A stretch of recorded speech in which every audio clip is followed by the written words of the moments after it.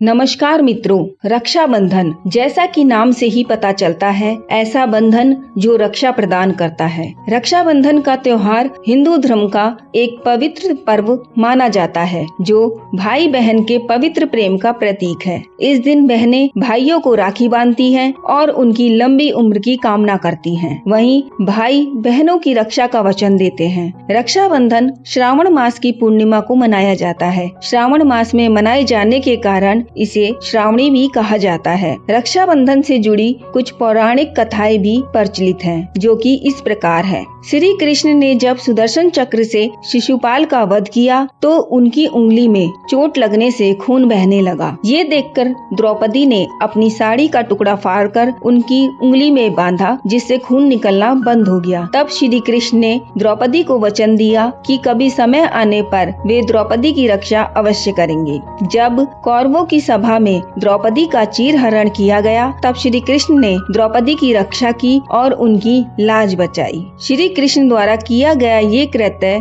राखी का मोल चुकाने के समान समझा जाता है। भविष्य पुराण के अनुसार जब असुरों के राजा बलि ने स्वर्ग पर आक्रमण किया, तब इंद्र को युद्ध करने जाना पड़ा, किंतु युद्ध से पहले इंद्र की पत्नी सची विष्णु जी के पास गई। विष्णु जी ने सची को एक धागा प्रदान किया और इसे इंद्र की कलाई पर बांधने को कहा। उस युद्ध में इंद्र की विजय हुई थी। प्राचीन काल में राखी को रक्षा सूत्र के रूप में बांधा जाता था। युद्ध में जाने से पूर्व राजा और सैनिकों को उनकी पत्नी और बहनें राखी बांधती थी, ताकि वे सकुशल वापस आ सके। आजकल रक्षा सूत्र का स्थान राखी ने ले लिया है। रेशमी धागे से बनी रंग बिरंगी राखियाँ आज भी भाई बहन के पवित्र स्नेह का प्रतीक है और रक्षा सूत्र का कार्य भी करती है। रक्षाबंधन कैसे मनाया जाता है, इसके बारे में आगे विस्तृत जानकारी इस प्रकार है। सबसे पहले तन और मन का स्वच्छ होना अत्यंत आवश्यक है। स्नान करने के बाद भगवान की पूजा करें,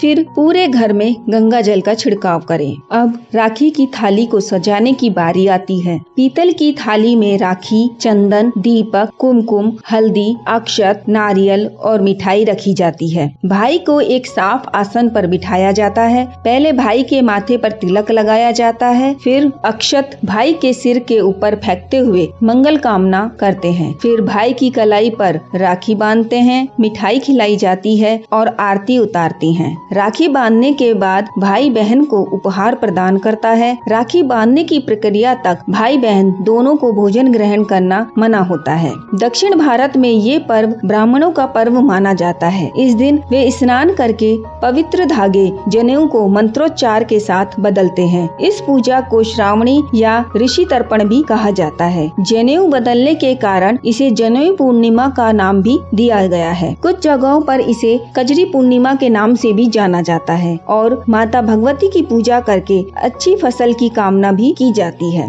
रक्षाबंधन को विषनाशक और पापनाशक भी कहा जाता है। रक्षाबंधन को नारियली पूर्णिमा भी कहा जाता है। इस दिन वर्षा के देवता इंद्र और समुद्र के देवता वरुण की पूजा की जाती है और नारियल को समुद्र में या बहते जल में प्रवाहित किया जाता है। राखी का त्योहार शुभ मुहूर्त में मनाना चाहिए। भद्रा काल में राखी बांधना भाई के लिए अशुभ होता है। धार्मिक ग्रंथों के अनुसार भद्रा शनि देव की बहन और सूर्य देव व माता छाया की पुत्री है। भद्रा का जन्म दैत्यों के विनाश के लिए हुआ था। जन्म लेते ही भद्रा पूरी सृष्टि को अपना निवाला बनाने लगी, जिससे शुभ व मांगलिक कार्यों में विघ्न पड़ने लगा।